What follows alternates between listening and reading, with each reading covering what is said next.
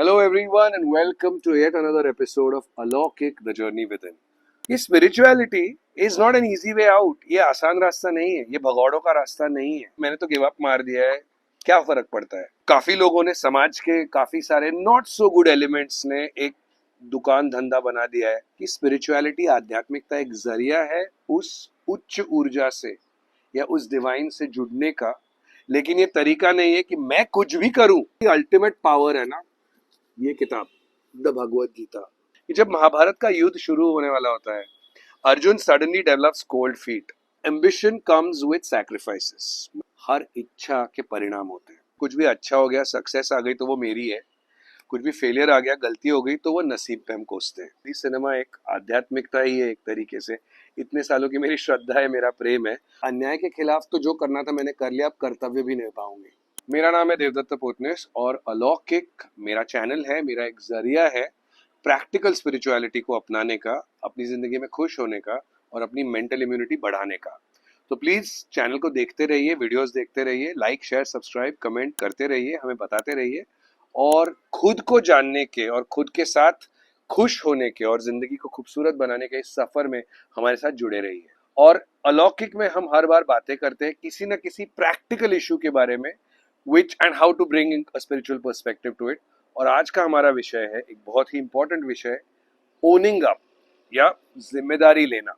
तो हमने देखा कि आध्यात्मिकता है क्या, स्पिरिचुअलिटी है क्या. थोड़ा सा ये भी देख लेते हैं कि व्हाट स्पिरिचुअलिटी इज नॉट. ये बहुत जरूरी है. ये spirituality is not an easy way out. ये आसान रास्ता नहीं है, ये भगौड़ों का रास्ता नहीं है. It's not this instant solution कि यार कुछ भी हो गया स्पिरिचुअल स्पिरिचुअल हो गया. नहीं है. Spirituality is also not an accompaniment of inaction. मतलब मैं कुछ भी नहीं करूंगा, अगर मेरा कर्म अच्छा तो सब अच्छा ही हो जाएगा. That's not what spirituality is. Spirituality ये भी नहीं है कि यार छोड़ो यार मैंने तो गिव अप मार दिया है, क्या फर्क पड़ता है. That's not spirituality. Also spirituality is not to not stand for what is right.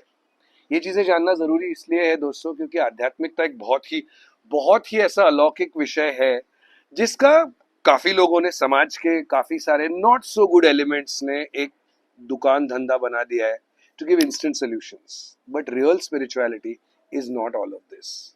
And हर बार की तरह एक अपना डिस्क्लेमर दे देता हूँ, जो भी मैं बात कर रहा हूँ मेरे पर्सनल विचार है, मेरे पर्सनल एक्सपीरियंसेस है, जो मैंने सिनेमा से और लाइफ से चीजें सीखी है, स्पिरिचुअल किताबों से चीजें सीखी है, उसका समरी है अलौकिक. और मैं इसमें अपनी विचारधारा थोपना तो नहीं चाहता हूं, पर इतना तो मैं श्योर हूं और आप सब भी होंगे कि स्पिरिचुअलिटी आध्यात्मिकता एक जरिया है उस उच्च ऊर्जा से या उस डिवाइन से जुड़ने का. लेकिन ये तरीका नहीं है कि मैं कुछ भी करूं. मैं तो वैसे भी अपने सब ऊपर वाले ने मुझसे करवाया है. वैसा नहीं है भाई. कुछ तो तुझे भी करना पड़ेगा, कुछ तो तुझे भी जिम्मेदारी लेनी पड़ेगी क्योंकि ये तेरी जिंदगी है. और इस यही कर्म का सिद्धांत है एक्चुअली. कर्म कर्म बहुत बड़ा विषय है. We'll make separate videos talking about karmas, different types of karmas. But कर्म का जो एक सबसे इम्पोर्टेंट और हमारी भारतीय सभ्यता में, हिंदुस्तानी सभ्यता में स्पिरिचुअलिटी आध्यात्मिकता की जो सबसे बड़ी अल्टीमेट पावर है ना, ये किताब द भगवत गीता. मैंने पूरी पढ़ी नहीं है, इट्स अ लिटिल हैवी. मैंने इसका लेकिन सार निचोड़ पढ़ा हुआ है. और इसका एक जो आज के विषय का आइडिया कहाँ से आया मुझे, तो इसी से आया कि जब महाभारत का युद्ध शुरू होने वाला होता है, Arjun suddenly develops cold feet. उन्हें लगता है कि नहीं यार ये तो मेरे अपने हैं, मेरे ताऊ है, मेरे व्हाटएवर भाई है, मैं इनको कैसे मार सकता हूँ. उस वक्त भगवान श्री कृष्ण उसे एक बात का एहसास दिलाते हैं कि बेटा एक बात याद रखना, जो तुम इसको अभी इमोशनल हो रहे हो ये एक तरीके का इजी वे आउट है. कहीं ना कहीं हसनापुर की राजगद्दी पाना, whether it is for the right और the wrong, it was your ambition. So ये तुमने अपने लिए मांगा हुआ था. You have to own up for it. अपनी एक्शंस की जिम्मेदारी भी तो लो. धर्म इज अ लार्जर थिंग जिसके लिए ऑब्वियसली महाभारत युद्ध हुआ. बट शुरुआत में सबसे पहली चीज जो भगवान श्री कृष्ण ने अर्जुन को बोली थी कि बेटा भाग मत. अपने हरकतों का, अपनी रिस्पॉन्स, अपनी एक्शंस का, अपने कर्म का की जिम्मेदारी लो. एक्शंस ले लो, ओन अप. तो जिम्मेदारी लेने के या ओनिंग अप के दो बहुत इंपॉर्टेंट पॉइंट्स है दोस्तों, आप याद रखिए. एक तो ये that ambition comes with sacrifices. मतलब महत्वाकांक्षा के साथ बलिदान भी आता है, त्याग भी आता है.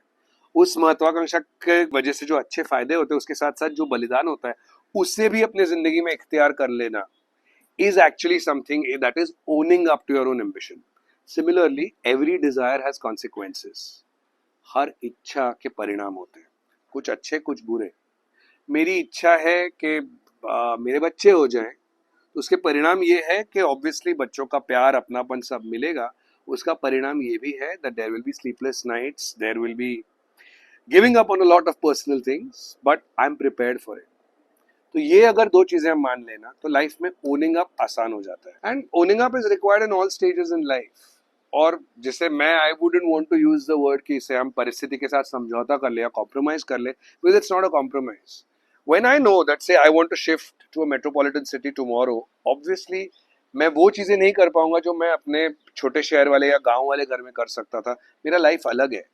सो उसके बारे में क्रिब करना तो करना ही नहीं चाहिए, क्रिब आइडियली, बट अंडरस्टैंडिंग कि ये भी उसके साथ आएगा और ये समझौता नहीं है. इट्स एज सिंपल एज आप जब खाना खाते हो ना तो आपको एक मालूम होता है ना कि यही खाना कल उसका डाइजेशन होने के बाद it has to go out. It's part of the process of eating, not part really, but you know what I am saying. So जिम्मेदारी लेना बहुत बहुत बहुत जरूरी है लाइफ. सो ओनिंग अप या जिम्मेदारी लेना अपने एक्शंस की, ये जानने से पहले थोड़ा सा ना जिम्मेदारियां क्या होती है पर्सनल प्रोफेशनल अगर हम देखें. पर्सनल लाइफ में लेटिंग your own life grow, taking care of your parents, taking care of your children एक तरीके की जिम्मेदारी है.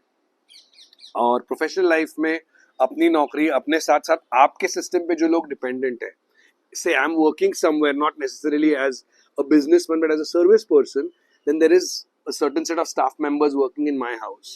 उनकी जिम्मेदारी, क्योंकि मेरे पैसे से उनका चलता है, तो वो लेना मेरी जिम्मेदारी है. एंड अगेन अगर आप बिजनेसमैन हो, एंटरप्रेन्योर हो, तो ऑब्वियसली सारे आपके स्टाफ की जिम्मेदारी आपकी जिम्मेदारी हो जाती है किसी तरीके से. तो जब दुख में आप चाहते हैं कि कोई आपका साथ दे, तो उस वक्त उनके दुख में उनका सहभाग करने का आपका भी उत्तरदायित्व होता है, आपकी जिम्मेदारी होती है. So one should not shy away from what one has to give. That's what is owning up. Actually, zimmedari is responsibility, and owning up is not exactly doing justice to it. ये थोड़ा हिंदी और English का फर्क है, but you get the point, right? हमारा दोस्तों एक सबका एक सिंपल तरीका होता है लाइफ में. कुछ भी अच्छा हो गया, सक्सेस आ गई तो वो मेरी है. कुछ भी फेलियर आ गया, गलती हो गई तो वो नसीब पे हम कोसते हैं. और स्पिरिचुअलिटी हमें यही सिखाती है कि you should actually not be doing that, because जो हो रहा है सारा किस्मत की वजह से ही हो रहा है, नसीब की वजह से ही हो रहा है in that sense of the term. But इसी जो एक वाक्य में इसका पोटेंशियल कॉन्वर्स हो सकता है, जो इसका विपर्यास लोग करने की कोशिश करते हैं कि जिम्मेदारी ना लेना चाहिए, मैं तो कुछ भी नहीं करूंगा तो हो जाएगा. ये नहीं होना चाहिए. Life is a complex milieu. आप कभी ये सही है, कभी वो सही है, इस नजरिए से देखो तो वो गलत है, उस नजरिए से देखो तो ये सही है. तो कोई अल्टीमेट ट्रूथ तो है नहीं, but there are ultimate guiding principles for that very reason. Taking responsibility, owning up to what you have done is exactly that. मैं दोस्तों हमेशा एक हिंदी सिनेमा का एग्जाम्पल ले आता हूँ, क्योंकि मेरे लिए हिंदी सिनेमा एक आध्यात्मिकता ही है एक तरीके से. इतने सालों की मेरी श्रद्धा है, मेरा प्रेम है. और हिंदी सिनेमा के लिए मेरी जो श्रद्धा है उस आध्यात्मिकता की अगर कोई कुलदेवी है तो दैट्स माधुरी दीक्षित, जिन्होंने अलग अलग रोल्स में हमेशा अपने कैरेक्टर्स के थ्रू ये समझाया है how owning up to the responsibility and facing the consequences head on is important. कई फिल्में हैं, मैं आपको बहुत सारे एग्जाम्पल सुनाई दूंगा, बट उनकी एक फिल्म है कॉल्ड मृत्युदंड, जिसमें actually the full story is that she is this one woman who stands up for her rights, rebels against the husband, then the husband's betrayed and whatever by this evil guy, और पूरे गांव को बुराई से मुक्त करने के लिए और अपना पर्सनल प्रतिशोध लेने के लिए भी she kills the bad guy. और एंड में ना एक उनकी जनरली डायलॉग्स नहीं, आंखें बहुत कुछ कह जाती है. It's a woman who's committed a crime, who's killed a bad guy. It's a woman who's pregnant at that point in time. She knows she's going to be facing jail time for killing someone, but she's done it for the right reason. तो जिस अपनी आंखों से बात करते करते उनका एक वॉइस ओवर आता है क्लाइमैक्स में, जब वो कहती है कि अन्याय के खिलाफ तो जो करना था मैंने कर लिया, अब कर्तव्य भी निभाऊंगी. जो गलती हुई है उसकी सजा तो दूंगी अपने आप को, जो जरूरी है. She is owning up to that, though she is killed a bad man. तो ये जो एक है ना, मुझे बहुत ज्यादा प्रेरित करती है ऐसी चीजें कि ठीक है, sometimes we let's all hope कि हमारी जिंदगी में ऐसे सिचुएशंस ना आए when we have to face this thing. But Arjun का जो डायलेमा था, जो भगवान श्री कृष्ण ने उन्हें बताया था कि धर्म की रक्षा के लिए ये युद्ध लड़ा जा रहा है और इसमें तुम्हें धर्म का साथ देने के लिए ये करना पड़ेगा।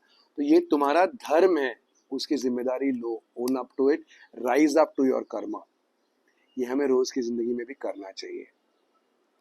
और दोस्तों, बहुत बोल दिया आज। प्लीज अलौकिक को जस्ट देखते रहिए, एंजॉय करते रहिए, लाइक शेयर सब्सक्राइब, मैंने आपको ऑलरेडी बताया हुआ है। Please let us know, let me know what you think. Stay happy, stay blessed. नमस्ते।